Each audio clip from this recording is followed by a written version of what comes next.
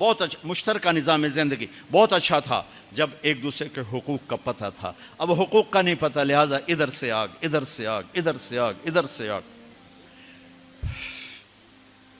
میں سر درد کا مریض ہوں، تھوڑی تھکاوٹ ہو شروع ہو جاتا، فاقہ شروع ہو جاتا، تو میں روزے رکھنے کے لیے مری چلا جاتا ہوں کہ بھئی چلو کوئی ٹھنڈک، روزے کا لمبا ہونا اور ٹھنڈک شاید اس کو کچھ وہ بیلنس کر دیتا ہے، تو میں کچھ 3-4 روزے پھر بھی چھوٹ جاتے ہیں لیکن اکثر پورے ہو جاتے ہیں.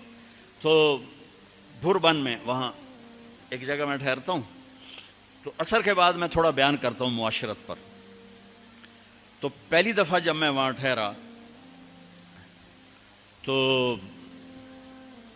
8ویں دن امام مسجد کی بیوی آئی ہمارے پاس، میری بیگم کے پاس، کہ جی بیگم صاحب میں نے آپ کا اور مولانا کا شکریہ ادا کرنا ہے کہ آج میری زندگی کا پہلا ہفتہ ہے میرے خامند نے مجھے مارا نہیں. پہلا ہفتہ امام مسجد، امام مصلی پہ کھڑے ہونے والے، کہا پہلا زندگی کا ہفتہ ہے میرے خامند نے مجھے مارا نہیں، ورنہ میری ہر دوسرے دن پٹائی ہوتی تھی. اور 10ویں دن امام صاحب خود آ گئے، کہا مولانا صاحب ہمیں پتہ ہی نہیں تھا زندگی کیسے گزار، ہمارے جو ماحول میں تھا ہم وہی کر رہے تھے. کہ میرے بہنوئی نے میری بہن کی ایک دفعہ ٹانگ توڑی، ایک دفعہ بازو توڑا، اور عالم دین ہے، عالم دین ہے. ہمیں کسی نے یہ بتایا نہیں تھا، ہم نے زندگی میں پہلی دفعہ یہ باتیں آپ کے منہ سے سنی کہ زندگی کیسے گزار. تو فرحان کی زندگی فتوے سے نہیں چلے گی کہ میں مفتی نعیم کا بیٹا ہوں، یہ تو حسن اخلاق سے چلے گی، میٹھے بول سے چلے گی. میرے نبی حضرت عائشہ کو لقمے بنا کے کھلاتے تھے، کوئی اظہار عشق تھا، اللہ کی قسم اظہار تعلیم تھا، تعلیم تھی. سکھایا کہ زندگی گزارنی کیسے. ان کو آٹا گوندھ کے دیتے تھے، چونکہ ابھی شروع میں ان کو آٹا گوندنا نہیں آتا تھا، تو آٹا گوندھ کے دیتے تھے. اور عرب بڑی بڑی بوٹیاں پکاتے تھے، تو حضرت عائشہ بوٹی اٹھا کے ایسے نوچتیں اور پھر رکھ دیتیں. تو اللہ کے نبی بوٹی اٹھا کر جہاں سے حضرت عائشہ نے نوچا ہوتا تھا وہاں سے نوچ نوچ کے دکھا کے کھاتے تھے. میرے رب کی قسم اظہار یہ ہمیں تعلیم دی ہے کہ زندگی کیسے گزاریں. پھر بڑے بڑے پیالے ہوتے تھے پانی پینے کے، چھوٹے گلاس نہیں. چھوٹا گلاس تو بخل کی نشانی، اب تو اور چھوٹے ہو گئے کہ کپ کو گلاس بنا دیا. میرے بچپن میں مجھے یاد ہے اتنا بڑا گلاس ہوتا تھا، اور ڈیرے میں جتنے مہمان ہوتے تھے، کچی سڑکیں ہوتی تھیں، مہمان کو ہمارے رشتہ دار یا دوست نہیں، راہگیر مسافر ہوتے تھے، ہر مہمان کو دودھ پلایا جاتا تھا رات کو. چونکہ جانور زیادہ ہوتے تھے تو ہمارا اکرام زیادہ سے زیادہ یہی ہوتا تھا، تو ہم سارے مہمانوں کو دودھ پلاتے تھے. تو ایک مہمان آیا ہمارے دادے کا زمانے کا، چاچا لال. اب گلاس چھوٹے ہو چکے ہیں، تو وہ جب نوکر نے دودھ پیش کرنے کے لیے نا آگے بڑھا تو اس نے گلاس دے کر کہنے لگا پتر میں نہیں پیندا. سمجھ رہے ہو پنجابی سمجھ رہے ہو نا؟ پتر میں نہیں پیندا.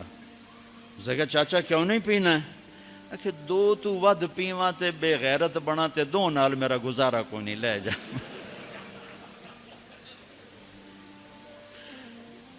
تو بخل کا زمانہ آ گیا، چھوٹی چھوٹی گلاسیں آ گئی. تو بڑے بڑے گلاس ہوتے تھے، تو ہم عائشہ رضی اللہ عنہا پانی پی رہے ہیں، رکھ دیا. میرے نبی اٹھا کر جہاں حضرت عائشہ کے ہونٹ لگے ہوتے تھے وہاں ہونٹ رکھ کے پانی پیتے تھے. صرف تعلیم. جس ہستی نے اللہ کو آنکھوں سے دیکھ لیا ہو اس کو کسی چیز کی رغبت ہو سکتی ہے؟ جنت بھول جائے گی جب اللہ اپنا دیدار کرائیں گے اور پھر پردہ پوشی فرمائیں گے تو کہیں گے یا اللہ جنت نہیں چاہیے، تو چاہیے، بس تجھے دیکھتے رہیں، بیٹھے رہیں تصور جانا کیے ہوئے از لذت دیدارش، خسرو چتواں گفتن سر دادن و جان دادن نادیدہ رخ یارے. امیر خسرو کہہ رہے ہیں کہ یا اللہ بن دیکھے تیرے لیے لوگ سولیوں پہ چڑھ گئے، آروں سے چر گئے، چھروں سے کٹ گئے، بن دیکھے تیرے عشق میں، جب تجھے دیکھیں گے تو کیا حال ہوگا. از لذت دیدارش خسرو چتواں گفتن سر دادن و جان دادن نادیدہ رخ یار. تو جس ہستی نے اللہ کو دیکھا ہو ان کے لیے عورتوں کی کیا رغبت ہے. یہ صرف سکھانا. ایک حدیث سنا دے، ما تزوجت وما زوجت الا بوحی من السماء نزل به جبریل. لوگوں میں نے جہاں شادی کی، میں نے جہاں بیٹی دی، پہلے آسمان سے وحی آئی، پھر میں نے قدم اٹھایا. اللہ کی قسم ہمیں سکھانے کے لیے تھا، ہمیں سکھانے کے لیے۔ ہاں سفر سے واپسی ہو رہی ہے، ٹھیک ہے، آپ نے صحابہ سے کہا چلو بھائی تیز ہو جاؤ، وہ سارے تیز ہو گئے، یہاں تک کہ نظروں سے غائب ہو گئے، ٹھیک۔ تو اب کون رہ گئے؟ اما عائشہ اور میرے نبی۔ تو اما عائشہ نہیں، میرے نبی نے کہا عائشہ دوڑ لگائیں، دوڑ لگائیں، گل لگائیں۔ اللہ اکبر، مفتی نعیم کا اتنا بڑا پیٹ، یہ دوڑ لگائے گا بیگم کے ساتھ؟ اور مولا منظور مینگل کا اس سے بھی بڑا ہو گیا، یہ لگائیں گے؟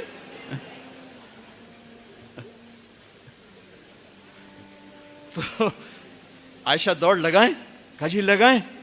تو حضرت عائشہ فرماتی میں آگے نکل گئی لیکن نبی پیچھے رہے۔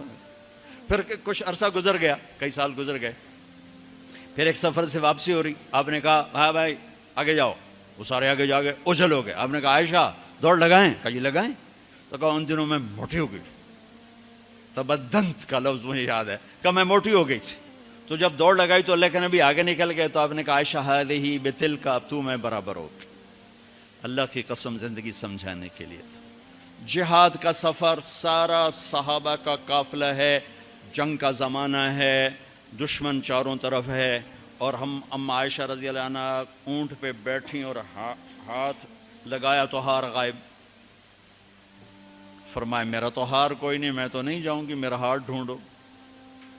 تو میرے نبی نے نہیں فرمایا چل بیٹھ، اتنے لوگوں کو تو پریشان کرتی ہے، تجھے پتہ نہیں میں نے سبق پڑھانا تو میرے پیچھے پڑ گئی۔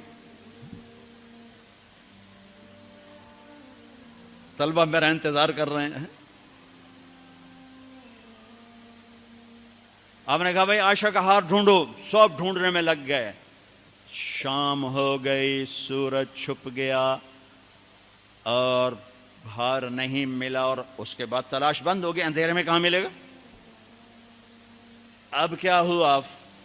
پانی رات کو عشاء میں ختم ہو گیا، فجر کی نماز کا وقت داخل ہونے والا ہو گیا، اور پانی کوئی نہیں، تیمم کی آیات نہیں اتری۔ لوگوں نے ابو بکر کو تانے دینے شروع کہ تیری بیٹی کی وجہ سے اب نماز کا کیا بنے گا؟ ابو بکر غصے میں آئے اما عائشہ کے خیمے میں، تو اللہ کے نبی گود میں سر رکھے سو رہے تھے۔ اب آپ تو باپ تھے، تو آ کر اب بول تو سکتے نہیں، اور چہرے سے دوری تیری وجہ سے ہو، اور یہاں پسلی میں ماری انگلی، زور سے انگلی ماری۔ تو کہتے میں ایسے سخت ہو گئی تاکہ میرا بدن حرکت نہ کرے کہ کہیں اللہ کے نبی اٹھ نہ جائیں۔ تو چہرے سے غصے کا اظہار کر کے، اور میرے والد مرحوم جو تھے نا، وہ گالیاں بہت نکالتے تھے، ان کی بخشش کا پنجاب کے ذمہ دار کیا تھے۔ جب میں تبلیغ میں لگ گیا تو اب وہ عادت مجھ سے شرماتے تھے، تو جب میں ہوتا تھا نا تو نوکر کو بلا کر اس کو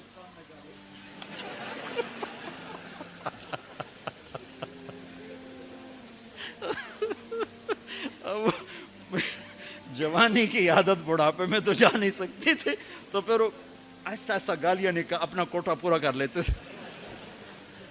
تو ابوبکر صدیق رضی اللہ عنہ میں کہ کہیں بھائی اللہ کا نبی اٹھنے کرتے رہو، انگلی مارتے رہے، تو اللہ نے آیات تیمم اتار دی۔ اس موقع پر تیمم کی آیات پہلی دفعہ 8000 سال میں یہ ہونے لگا ہے۔ بھلا مٹی سے آدمی صاف ہوتا ہے اور گندا ہو جاتا ہے؟ اللہ کہا نہیں، فتیمم، چلو تیمم کرو۔ اب سارے صحابہ میں خوشی کی لہر، اور سعد بن عبادہ کہنے لگے اے آل ابو بکر، یہ پہلی تو نعمت نہیں ہے جو تمہارے گھرانے کے طفیل ہمیں ملی ہے، اس سے پہلے بھی بڑی نعمتیں تمہارے گھر کی طفیل ہمیں ملی ہیں۔ اللہ نے تیمم کی آیت اتار دی۔ میرے نبی نے قافلے کو نہیں چلایا، یہاں تک کہ حضرت عائشہ نے کہا اچھا یا رسول اللہ اب چلیں، ہار کو چھوڑیں۔ پھر میرے نبی چلے، اور جب اونٹنی کو اٹھایا تو ہار اس کے نیچے پڑا ہوا تھا، وہ سارا باہر ڈھونڈتے رہے، ہار نیچے چلا گیا تھا گر کر۔ یہ میرے نبی کی زندگی ہے، یہ مینگل صاحب سے کہتا ہوں پڑھائیں، مفتی نعیم سے کہتا ہوں یہ زندگی پڑھائیں،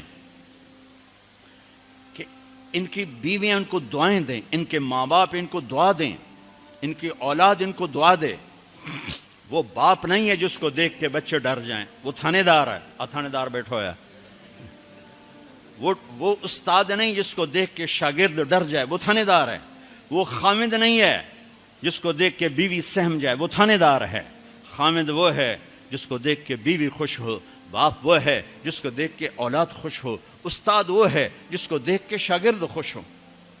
اپنے مصنوعی روب جمانا کہ استاد کی ہیبت ہونی چاہیے. ارے ہیبت، محبت ہونی چاہیے. محبت سے علم منتقل ہوتا ہے، ہیبت سے نہیں ہوتا. محبت سے جا کر فریکوینسی ملتی ہے، کال ملتی ہے، اور پھر جذبات منتقل ہوتے ہیں. تم ہیبت بٹھانے کے چکر میں